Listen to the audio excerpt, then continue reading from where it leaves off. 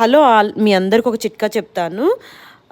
యూఎస్లో ఉన్న వాళ్ళకి మెయిన్గా ఏంటంటే వింటర్ రాగానే దోశ పిండి ఇడ్లీ పిండి అంత ఈజీగా పులవదు.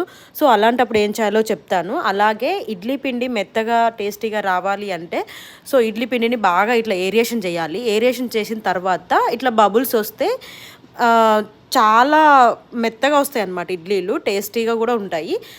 సో ఇప్పుడు మనం రెడీ చేసుకున్న బ్యాటర్ని మనము ఓవెన్లో లైట్ దగ్గరికి పెట్టాలి. లైట్ వేసుకొని లైట్ దగ్గరికి పెట్టాలి.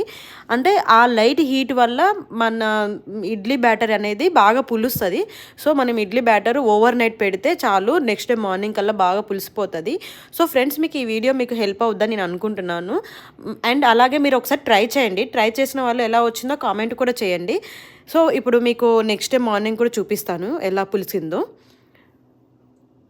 సో ఇప్పుడు చూడండి, నెక్స్ట్ డే మార్నింగ్ అసలు ఇడ్లీ పిండి చాలా అంటే చాలా బాగా పులిసింది. అండ్ ఈ వీడియో చూసిన వాళ్ళు సబ్స్క్రైబ్